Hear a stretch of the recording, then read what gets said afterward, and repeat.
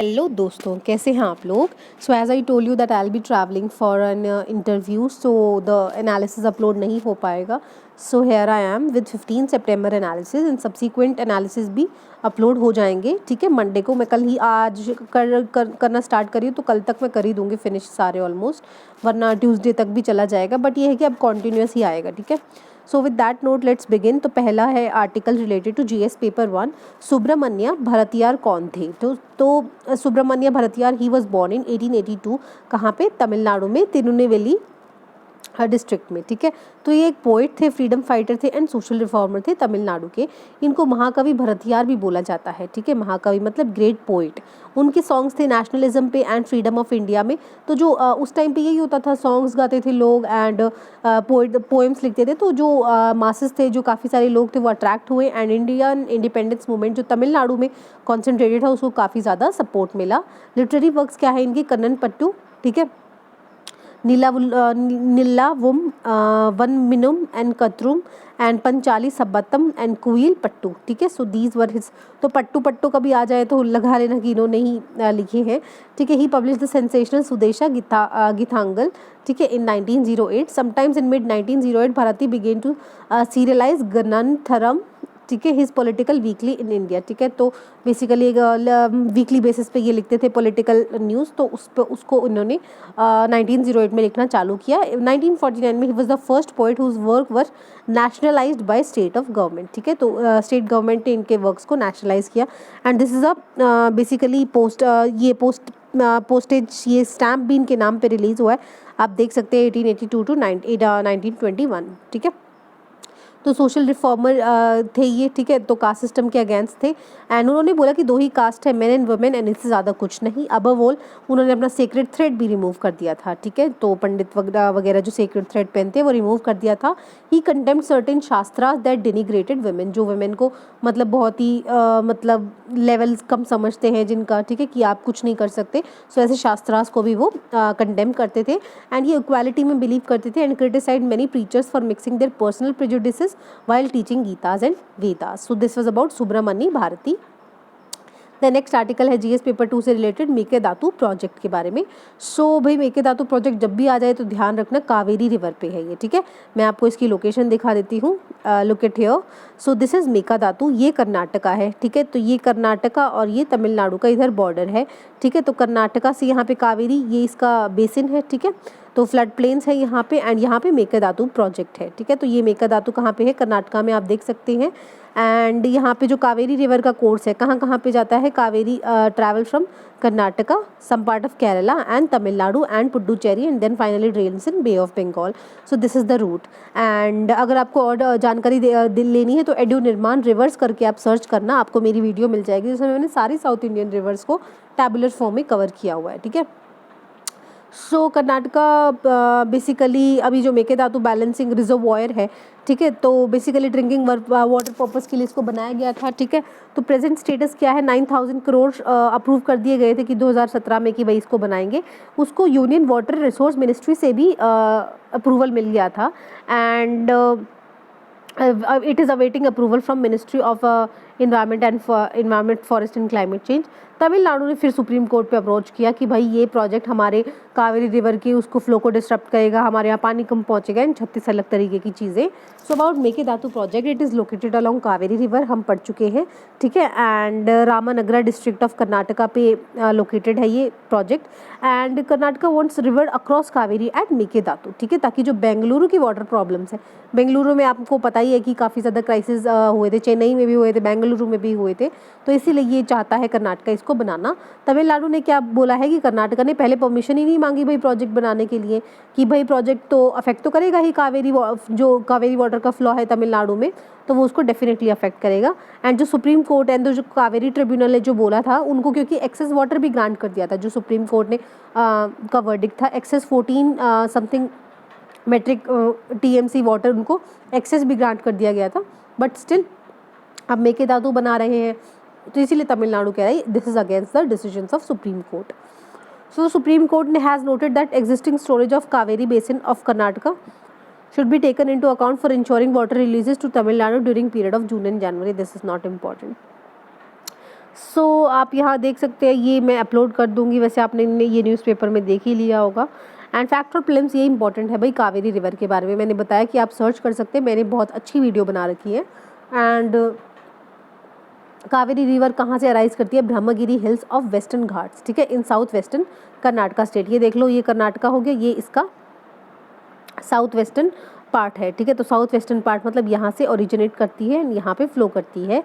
And Brahmagiri hills से arise करती है, 3 स्टेट्स में से जाती है, Tamil Nadu, Karnataka and Kerala, and 1 union territory Puducherry, ठीक है। तो तमिलनाडु को ज़्यादा इसका पोर्शन ड्रेन होता है, कर्नाटका में थोड़ा कम, एंड केरला में सबसे कम। की ट्रिब्यूटरीज कौन सी है? हेमावती, ठीक है, Lakshmana Tirtha, Kabini, Amaravati, Noyyal and Bhavani rivers, these are important, ठीक है। उसमें मैंने left bank and right bank tributaries के साथ अच्छे से बता रखा है, आप वो देख सकते हैं। Falls along the way upon entering Tamil Nadu and Kaveri continues through series of twisted wild gorges, ठीक है, जो रिवर अपने जो अर्ली फेज में जॉर्जेस एंड वो बनाती है। एंड डैम्स कहाँ है? Mettur dam was constructed for irrigation and in the Tamil Nadu. तो कभी मेतुर डैम आ जाए तो वो तमिलनाडु ने कंस्ट्रक्ट किया था अलॉन्ग द कावेरी रिवर, ठीक है। So what are supplementary grants, demand for grants, ठीक है। तो सप्लीमेंट्री ग्रांट्स मांगे हैं सरकार ने, ठीक है, कि क्योंकि पार्लियामेंट्री ने तो पहले अप्रूवल ले लिया था भाई फरवरी में, ठीक है, इतना हम खर्चा करेंगे। अब खर्चा तो कोविड करके ज़्यादा हो गया है। सो कॉन्स्टिट्यूशनल प्रोविजंस क्या है? तो आर्टिकल जो 113 होता है वो कहता है कि बस भाई सरकार एक एनुअल फाइनेंशियल स्टेटमेंट या बजट पेश करके जो कंसोलिडेटेड फंड ऑफ इंडिया है वहाँ से ग्रांट्स ले सकती है, ठीक है। ये नॉर्मल सर्कमस्टांसेस में लेती है ऐसे, ठीक है। पर फिर क्या हुआ, अगर एक्सेस ग्रांट्स चाहिए हो तो, ठीक है, उसके लिए भी तो सरकार कॉन्स्टिट्यूशन में प्रोविजन होना चाहिए, तो है भाई, ठीक है। तो आर्टिकल 115 एंड 116 में है। तो 115 में कौन से ग्रांट्स हैं? सप्लीमेंट्री, एडिशनल या फिर एक्सेस, मतलब एक ही बात है दोनों का। देन आर्टिकल 116 में vote on account and vote of credit and exceptional grants, तो इसमें 3 तरीके के आते हैं, ठीक है। तो ये आपको ध्यान रखने हैं कौन से आर्टिकल में कौन सा आता है। एंड वोट ऑन अकाउंट तो बहुत ही इंपॉर्टेंट है, आर्टिकल 116 में आता है, ठीक है। अब क्या बोल रहे हैं कि भाई हमें एक्सेस एक्सपेंडिचर कितना चाहिए? 2.35 लाख एक्स्ट्रा चाहिए, ठीक है, ताकि हम रिकैपिटलाइज कर सकें पब्लिक सेक्टर बैंक्स को। तो 2.35 लाख रुपीज़ के लिए ग्रांट मांगी जा रही है, क्योंकि क्या होता है, एग्जीक्यूटिव है, ठीक है, अभी जो सरकार है उसको जो भी ग्रांट्स है, जो भी पैसा चाहिए कंसोलिडेटेड फंड ऑफ इंडिया से, बिना लेजिस्लेचर यानी कि लोकसभा की परमिशन के बिना नहीं मिल सकता। So they have to ask for them. Procedure क्या होता है? When grants authorise by parliament fall short, ठीक है, ग्रांट शॉर्ट हो गए, ठीक है, फिर एस्टिमेट प्रेजेंट किया जाता है कि भाई 2.5 लाख करोड़ में हो जाएगा, ठीक है। तो एक्सपेक्टेड होता है एंड वो प्रेजेंट किया जाता है पार्लियामेंट के सामने। So these grants are presented and passed by Parliament before the end of financial year, ठीक है। अब जो नेक्स्ट फाइनेंशियल ईयर है, जैसे अभी 2021 आएगा, ठीक है, उससे पहले आपको प्रेजेंट कर देनी चाहिए, ठीक है, आपके जो भी ग्रांट्स आपको चाहिए। When actual expenditure incurred exceeds the approved grants, ठीक है, जब एक्चुअल आपने एक्सपेंडिचर किया वो एक्सीड कर गया जो आपको ग्रांट्स दिए गए थे साल की स्टार्टिंग में। सो मिनिस्ट्री ऑफ फाइनेंस क्या रिप्रेजेंट करती है? डिमांड फॉर एक्सेस ग्रांट्स, कि भाई हमें ज़्यादा ग्रांट दो, ठीक है। तो कैग क्या होता है? CAG bring such excesses to the notice of the Parliament, ठीक है, कि कैग भी फिर उसको देखता है क्या ये ज़रूरी है नहीं ज़रूरी है, एंड वो बताता है। एंड आप मुझे कैग के बारे में कमेंट सेक्शन में बताओगे which article is related to CAG. And public account committee examines these excesses and give recommendations to the Parliament, ठीक है, वो एग्जामिन करती है क्या ये ज़रूरी है या नहीं ज़रूरी है। तो ये पब्लिक अकाउंट कमेटी मैंने काफ़ी अच्छे से कवर कर रखा है, estimates, public account and COPU. तो आप कमेटीज़, पार्लियामेंट्री कमेटी सर्च करना and you will find it. So उसमें भी टैबुलर फॉर्म में मैंने बता रखा है कितने मेंबर्स, चेयरपर्सन कहाँ से सेलेक्ट होता है।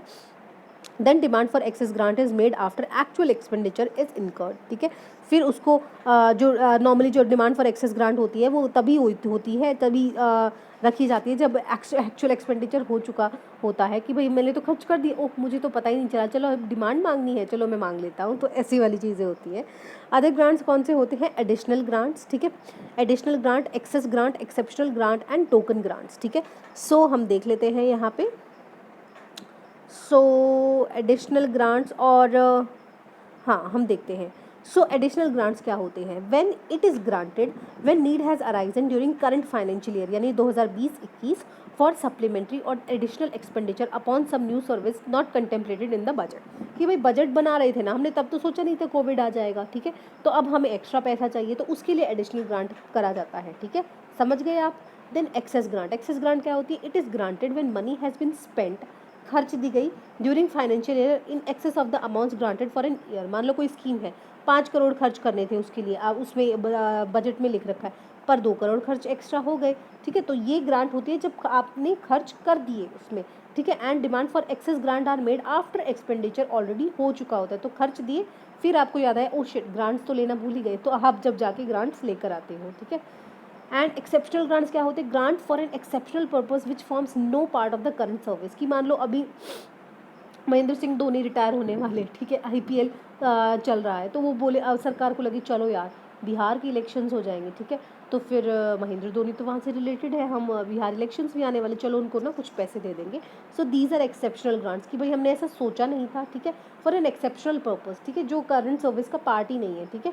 कोविड वाला तो एडिशनल में जाएगा इस मतलब अनफोर्सीन सर्कमस्टांसेस, पर एक्सेप्शनल क्या होता है कि कोई वर्ल्ड कप जीत के आ गए, इस तरीके की चीज़ें हम पैसे देना चाहते हैं, so these are covered in the exceptional grants.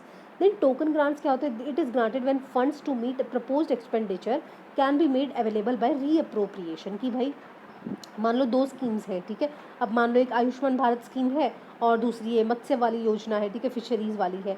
अब अगर फिशरीज़ के लिए पैसा कम पड़ रहा है तो ये क्या करेंगे? प्रधानमंत्री वाली से कुछ पैसा ले लेंगे। सो दिस इज कॉल्ड रीअप्रोप्रिएशन, कि जो भाई एक्सपेंडिचर है ऑन अ न्यू सर्विस तो अवेलेबल कैसे कराएं? बाय रीअप्रोप्रिएशन, दूसरी स्कीम से उठा लेंगे पैसा, ठीक है। एंड फिर देन द जो भी आप लोगे पैसा that is submitted to the vote of the house, and if मतलब हाउस मान जाता है तो फंड आपके अवेलेबल हो जाते हैं, ठीक है। So this is the thing. So आप मुझे कमेंट सेक्शन में वोट ऑन अकाउंट के बारे में बताएंगे क्या मतलब होता है इसका, ठीक है। बहुत सिंपल सी चीज़ है, अगर नहीं आएगी मैं आपको नेक्स्ट वीडियो में ज़रूर बता दूंगी, मुझे याद दिला देना। अब हमें क्लियर नहीं है मैम, क्लियर कर दो। So vote on account and vote of credit आप मुझे कमेंट सेक्शन में बताएंगे, नहीं है clear then I will explain you. Then United Nation Convention on International Settlements Agreement resulting from mediation. So जो ये कन्वेंशन है किसका है? यूनाइटेड नेशंस का, इसको सिंगापुर कन्वेंशन भी बोला जाता है, ठीक है। एंड यूएन की पहली ट्रीटी है जिसको सिंगापुर के नाम से बोला जा रहा है, ठीक है। 2019 वैसे तो ये 2018 में अडॉप्ट कर ली गई थी, एंड फोर्स में तो ये अभी आई है 12 सितंबर 2020 में, एंड सिग्नेचर 2019 में ही स्टार्ट हो गए थे करने, एंड हमने इसको साइन कर लिया था पिछले साल ही। की फीचर्स क्या होते हैं? It will apply to international commercial settlements agreements resulting from mediation. तो देखो क्या क्या होता है, जैसे कि कोई भी कंपनी है, मान लो जैसे पाकिस्तान का एक केस था, ठीक है, वहाँ पे क्या था, एक कंपनी गई, ठीक है, पाकिस्तान गवर्नमेंट के पास कि भाई हमें लगता है जो बलूचिस्तान प्रोविंस है ना, ठीक है, आई थिंक रीगो समथिंग ऐसा कुछ केस था वो, आई फॉरगॉट द नेम। वो गए वहाँ पे एंड बोलते कि यहाँ पे हमें कॉपर वगैरह के रिजर्व्स मिल रहे हैं बालूचिस्तान में, हमें डाउट है यहाँ पे है। तो उन्होंने कहा ठीक है तुम देख लो एंड फिर आप अपना काम स्टार्ट कर सकते हो, will grant you permission for mining here. उन्होंने देख लिया एंड उन्होंने देखा कि भाई हाँ यहाँ पे है, एंड फिर पाकिस्तान गवर्नमेंट को पता चल गया कि यहाँ पे तो है, एंड फिर उन्होंने धक्के मार के निकाल दिया, चलो अब हम खुद ही निकालेंगे, हमें तुम्हारी ज़रूरत नहीं है। तो देखो जिन्होंने वहाँ पे गए उन्होंने कितना ज़्यादा अपने रिसर्चर्स को बुलाया होगा, इक्विपमेंट्स लेके आए होंगे, कितना पैसा खर्च हुआ होगा, so they have been betrayed. So एक इंटरनेशनल बेसिकली एक एग्रीमेंट होना चाहिए जिससे वो बी ट्रेड ना फील करे, एंड थोड़ा अगर किसी कंट्री में जा रहे हैं सो दे नीड की वो कंट्री किसी इस तरह की कन्वेंशन का पार्ट हो, जिससे कि वो अगर मीडिएशन करवाना है या कोई अप्रोच करना है तो वो इजी रहे एंड सेटलमेंट हो सके। सो ये वही सेटलमेंट करती है, ठीक है। सो इंटरनेशनल सेटलमेंट करती है एग्रीमेंट्स का जो resulting from mediation. It will not apply to international agreement settlements that are concluded in course of judicial और आर्बिट्रल प्रोसीडिंग। कोर्ट वगैरह में केस है इस चीज़ का तो वो ये सब नहीं देखेगा, and which are enforceable as a court judgement, कि कोई कोर्ट ने जजमेंट दे दिया कि इसको ऐसे ही होना चाहिए, ठीक है, मतलब कि पाकिस्तान या उसको जो कंपनी है उसको ये चीज़ ऐसी करनी चाहिए, एंड फिर आप इस मीडिएशन के पास जा रहे हो तो नहीं ऐसा नहीं होगा। It will also not apply to settlement agreement जो पर्सनल फैमिली या हाउस होल्ड पर्पज़ के लिए करी गई हो या इनहेरिटेंस या एम्प्लॉयमेंट वगैरह के लिए करी गई हो। Courts of contracting parties will be expected to handle applications either to enforce an international settlements agreement, ठीक है। तो जो उस जगह के कोर्ट्स होंगे जहाँ पे मतलब कोई देश है, इंडिया का सुप्रीम कोर्ट हो गया, दूसरी कंट्री का हो गया, so they are expected to handle application ताकि वो जो इंटरनेशनल सेटलमेंट एग्रीमेंट है उसको इन्फोर्स कर सके, ठीक है, एंड मैटर को रिजॉल्व कर सके जल्द से जल्द, and according to the rules of procedures जो इसमें मेंशन है कन्वेंशन में उसके अकॉर्डिंग काम करे। तो इसमें 53 सिग्नेटरीज है, इंडिया, चाइना और यूएस भी है। एंड बेनिफिट्स क्या होगा इसमें, क्योंकि जो इन्वेस्टर्स हमारे यहाँ आएंगे उनमें कॉन्फिडेंस बूस्ट होगा, एंड जो पॉजिटिव सिग्नल जाएगा उनको किसी भी फॉरेन इन्वेस्टर्स को कि हम कमिटमेंट कर रहे हैं कि जो अल्टरनेटिव डिस्प्यूट रेजोल्यूशन है, ठीक है, बेसिकली हम इंटरनेशनल प्रैक्टिसेस जो बेसिकली एक स्टैंडर्ड्स है उसको अधर कर रहे हैं on the basis on the with relation to alternative dispute resolution. Businesses in India and around the world will now have greater certainty in resolving cross border dispute through mediation. ठीक है, अब mediation के through करना बेहतर रहता है ना, वरना कोर्ट्स में तो चले जाओ, कोई भी जा सकता है, पर कोर्ट्स में टाइम एंड एनर्जी एंड काफ़ी ज़्यादा लग जाता है. That's why it is an alternative dispute resolution method. ठीक है, internationally and convention provide more effective mediate means for mediated outcomes to be enforced. So this is the thing, this is important, Singapore Convention. Then about NIMHANS develop new Indian brain templates, brain atlas. ठीक है, जैसे कि हमारा map होता है Atlas वाला, तो इन्होंने निम्हांस ने ब्रेन एटलस बनाई है. ठीक है, तो निम्हांस इज़ अ न्यूरोसाइंस का एक इंस्टीट्यूट है. ठीक है, तो उन्होंने 500 ब्रेन स्कैन्स लिए, ठीक है, इंडियंस के, एंड उन्होंने Indian brain template and brain atlas बनाया for 5 age groups covering childhood to adulthood. ठीक है, 6 to 60 ईयर्स के 5 ग्रुप्स बनाए हैं. सिग्निफिकेंट क्या है, क्योंकि पहले हमारे पास सिर्फ काउकेशियंस ब्रेन का टेम्पलेट होते थे. ठीक है, जो नॉर्थ अमेरिका के पीपल थे ना, उनकी जो ब्रेन के स्कैन्स थे उनसे बनाए गए थे. पर Caucasians brains are different from Asians brain. Caucasians क्या है, जो काउकेशियन माउंटेन्स है यूरोप में, ठीक है, उसका बेसिकली वहाँ का एरिया, ठीक है, वहाँ के एरिया क्या ये लगा लो कि आप वेस्ट यूरोप का लगा लो. ठीक है, तो उस तरीके का एरिया को कवर करता है. पर हमारा Asian brains are quite different. Benefit क्या होगा इसका एटलस को डेवलप करने का, जो न्यूरोलॉजिकल डिसऑर्डर्स है, जैसे कि स्ट्रोक्स मतलब झटका लग जाना, अधरंग का झटका, पैरालिसिस हो जाता है. ठीक है, ब्रेन ट्यूमर्स एंड डिमेंशिया, भूलने की बीमारी, वो हम अर्ली टाइम पे पता लगा सकते हैं. पूल ऑफ इन्फॉर्मेशन पता चलेगी कि जैसे कि साइकेट्रिक इलनेस हो जाती है, ऑटिज्म हो जाता है. ठीक है, बच्चे में सोचने समझने की शक्ति कम होती है बचपन से.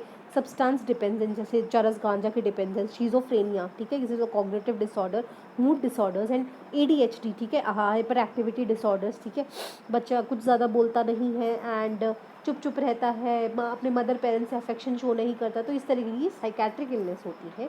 तो हमें ज़्यादा पता लग जाएगी, इस तरीके के ब्रेन टेम्पलेट्स हमारे पास अवेलेबल होंगे. तो these new population and age specific will allow more reliable tracking of brain development and with उसका रिलेशन एजिंग के साथ. ठीक है, या फिर चाइल्ड के हाइट एंड वेट के साथ. सो ये सब चीज़ें हम कोरिलेट कर पाएंगे with the help of brain templates. ठीक है, then is about enemy property, ये हम पहले भी कवर कर चुके हैं. So members of economic advisory council to PM, ठीक है, उन्होंने बोला कि गवर्नमेंट को जो एनिमी प्रॉपर्टीज़ है भाई उनको बेच दो. काफ़ी टाइम से पड़ी है, 1 लाख करोड़ मिल जाएंगे आपको. आप 2.35 लाख करोड़ तो एक्सेस मांग ही रहे हो पार्लियामेंट से, तो इनको बेच बाच के करो साइड में, है ना. सो एनिमी प्रॉपर्टी क्या होती है, they were left behind by the people, जो चाइना और पाकिस्तान की सिटीजनशिप ले ली आफ्टर जो हमारे वॉर्स हुए 1962, 65, 71 में.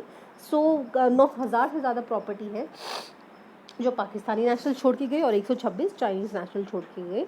तो उत्तर प्रदेश में सबसे ज़्यादा है, जो पाकिस्तान सिटीजन्स थे उनकी सबसे ज़्यादा उत्तर प्रदेश में है एंड वेस्ट बंगाल में है एंड दिल्ली में भी काफ़ी है. और जो चाइना वाले हैं वो नॉर्थ ईस्ट में ज़्यादा छोड़ के जाएंगे, तो मेघालय, वेस्ट बंगाल एंड असम में. ठीक है, सो ये देखता कौन है इन प्रॉपर्टीज़ को, ओवरसी कौन करता है.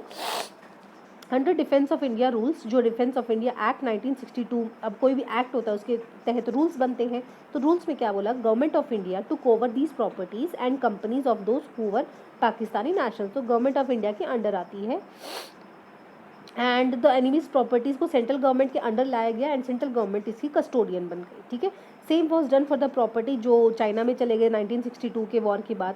एंड जो ताशकंद डेक्लेरेशन था 1966 के बाद included a clause that China and Pakistan वो डिस्कस कि भाई कैसे हम रिटर्न करेंगे आपस में properties and assets taken by either side in the connection with the conflict. ठीक है, तो तब बोला गया कि देखेंगे भाई एनिमी प्रॉपर्टीज़ कैसे करेंगे. पर पाकिस्तान गवर्नमेंट ऑफ पाकिस्तान ने बेच दी सारी प्रॉपर्टीज 1971 में. तो अब इंडिया वाज लाइक अरे हम क्या करें, तो तब से हमारे पास वैसी की वैसी पड़ी है. सो इंडिया कैसे डील करता है एनिमी प्रॉपर्टीज़ के साथ, तो एनिमी प्रॉपर्टी एक्ट है 1968 का. अब 68 का ऐसे ध्यान रखो, 62-65 के वॉर के बाद इसको बनाया गया and provided for continuous vesting of enemies property in the custodian of enemy property for India. ठीक है, तो सम मूवेबल प्रॉपर्टीज़ को कैरेक्टराइज भी किया जाता है एनिमी प्रॉपर्टी, बस mostly are immovable. So enemy property act लेकर आए 2017 में, इसने इसको अमेंड किया था 68 वाले एक्ट को. एंड सीलियंट फीचर्स क्या हुए इसमें जो एनिमी सब्जेक्ट एंड फर्म की डेफिनेशन बदल दी गई. ठीक है, पहले तो सिर्फ ये था जो पाकिस्तानी नेशनल्स चले गए यहाँ पे, मतलब पाकिस्तानी बन गए, वो सिटीजन्स बन गए पाकिस्तान और चाइना के. फिर उन्होंने बोला कि जो उनके लीगल ईयर है, ठीक है, मतलब उनके वारिस हैं एंड सक्सेसर्स हैं एनिमी के, ठीक है, चाहे वो सिटीज़न ऑफ इंडिया हो, ठीक है। जैसे कि ये जो जिन्ना थे, ठीक है, उनकी बेटी थी, तो उनकी बेटी वो तो पाकिस्तान में हो गए थे, पर उनकी बेटी वो सिटीज़न ऑफ इंडिया। सो पर she is also not eligible कि वो उनकी जो महाराष्ट्र मुंबई में उनकी जो कोठी है वो उसको क्लेम नहीं कर सकती, क्योंकि एक्ट में अमेंड कर दिया गया। तो सिटीज़न ऑफ इंडिया बेशक से हो या सिटीज़न ऑफ कंट्री हो, ऐसी कंट्री की जो इंडिया की एनिमी नहीं है, मान लो नेपाल की हो, तो भी she is a enemy subject, ठीक है, तो भी हम उसको नहीं देंगे। Succeeding firms of an enemy firms, ठीक है, कोई भी फर्म हो इस तरीके की एनिमी से रिलेटेड, तो उसको भी हम नहीं देंगे। And enemy property continues to vest in the custodian, जो भी हमारी गवर्नमेंट ऑफ इंडिया है, इवन इफ द एनिमी और द एनिमी सब्जेक्ट और enemy firm ceases to be an enemy, ठीक है, कि भाई वो एनिमी नहीं बची, मोर ओवर मतलब पहले तो एनिमी थी, मान लो जिन्ना था पर वो मर गए, ठीक है, या फिर एक्सटिंक्शन हो गए, उनका बिजनेस खत्म हो गया फर्म का, चेंज ऑफ नेशनैलिटी कर ली, मतलब पहले पाकिस्तान थे अब वो नेपाली बन गए वो फर्म, फिर भी उसको नहीं दिया जाएगा, ठीक है, फिर भी वो कस्टोडियन में ही रहेगी। एंड पावर किसके पास है, हमारे सेंट्रल गवर्नमेंट के ही पास पावर है। कस्टोडियन में dispose of the enemy property vested in him according to the provision of the act, ठीक है। तो जो 1968 वाला एक्ट है, ठीक है, एनिमीज प्रॉपर्टीज एक्ट एंड 2017 के अमेंडमेंट के अनुसार कस्टोडियन के पास उसकी पावर है। So this is the enemies properties act. Then is about 0R। तो 0R क्या होता है भाई, इंडियन पार्लियामेंट्री इनोवेशन है। तो 0R और क्वेश्चन आर में आपको डिफरेंस क्लियर होना चाहिए। 0R तो पार्लियामेंट्री इनोवेशन है, पर क्वेश्चन आर पार्लियामेंट्री इनोवेशन नहीं है, ठीक है, क्योंकि ये रूल्स में मेंशन है। जो क्वेश्चन आर्स है ये रूल्स बुक में साफ साफ मेंशन किया हुआ है, लोकसभा वाली रूल्स बुक में, पर 0R के बारे में रूल बुक में मेंशन नहीं किया हुआ, because it is a innovation. समझ आए। Under this MPs can raise matter without any prior notice, ठीक है। अब क्या होता है कि जो क्वेश्चन आर होता है उसमें नोटिस देना पड़ता है, जैसे शॉर्ट नोटिस क्वेश्चन होते हैं उसमें तो 10 दिन का देना पड़ता है, ठीक है, पर इसमें कोई नोटिस के बिना आप क्वेश्चन पूछ सकते हैं, ठीक है। एंड क्वेश्चन आवर्स में क्या होता है, आपको क्वेश्चंस पूछते हैं, ठीक है, उसमें 3 तरीके के होते हैं, स्टार्ड, अनस्टार्ड एंड शॉर्ट नोटिस, ठीक है। स्टार्ड क्या होते हैं, सिर्फ उसका ओरल आंसर देना होता है, एंड सप्लीमेंट्री क्वेश्चंस के not follow, and supplementary questions can follow, जबकि अनस्टार्ड क्वेश्चंस क्या होते हैं कि रिटर्न में आपको उनका आंसर देना पड़ता है। It starts immediately after question hour, तो पूछ लिया जाए कौन पहले स्टार्ट होते हैं, तो क्वेश्चन आवर पहले, फिर 0R, and last until agenda of the day is taken up. तो बेसिकली एजेंडा तो क्वेश्चन आर के बाद और एजेंडा से पहले, ठीक है, जो टाइम होता है उसे 0R कहते हैं, ठीक है। So this you must be clear about this. Then is about, this is very difficult to pronounce, नियो घाल विजरिट्स एफ जॉर्डन ग्लेशियर, ठीक है। तो नॉर्थ ईस्ट ग्रीनलैंड में, बेसिकली ग्रीनलैंड में आप देख सकते हो यहाँ पे ग्रीनलैंड का ग्लेशियर है, ये आर्टिक का लार्जेस्ट आइस शेल्फ है, ठीक है। तो ये ग्लेशियर लार्जेस्ट आइस शेल्फ है, पर दिक्कत क्या हुई, इसका massive chunk of ice broke हो गया, क्योंकि warm due to all thanks to global warming. So that's why ये ग्लेशियर पूछा जाए, ये ग्लेशियर तो आ ही गया तो आप बता ही दोगे, क्योंकि बहुत अलग से इसका नाम है। तो ये ग्रीनलैंड का ग्लेशियर है। Then is about phosphine. तो फोस्फीन क्या होता है, जब ऑर्गेनिक मैटर टूटता है तब ये एक फ्लैमेबल गैस है, मतलब जल्दी आग को पकड़ लेती है, तब ये बनती है। तो ये अर्थ में इस तरीके की होती है। तो अर्थ पे तो ये भाई इस तरीके से एसोसिएटेड है कि लिविंग ऑर्गेनिजम्स ही इसको बनाते हैं, क्योंकि लिविंग ऑर्गेनिजम्स ऑर्गेनिक मैटर को तोड़ सकते हैं, है ना। So it can only be made by life, ठीक है। या तो ऑर्गेनिक मैटर को तो कौन तोड़ेगा, तो ह्यूमन तोड़ेंगे या माइक्रोब्स तोड़ेंगे, माइक्रो ऑर्गेनिजम्स। एंड इसको वर्ल्ड वॉर 1 में एज अ केमिकल वेपन भी यूज़ किया गया था। पर दिक्कत क्या हुई, ये गैस की प्रेजेंस मिली है हमें वीनस में, तो अर्थ में तो हमें यही समझ ऑर्गेनिजम्स प्रोड्यूस करते हैं इसको, पर तो फिर इसका मतलब तो वीनस पे भी लाइफ है। सो ये इसको बताया जा रहा है कि भाई एलियन है वहाँ पे, और वो जादू करके आप उनसे कॉन्टैक्ट कर सकते हो। So this is the thing. And phosphine gas के बारे में आप थोड़ा ध्यान रख सकते हैं, it is a flammable gas and associated with breakdown of organic matter. So this was it for today's video, and do answer जो questions मैंने आपसे पूछे हैं, and thank you so much for watching.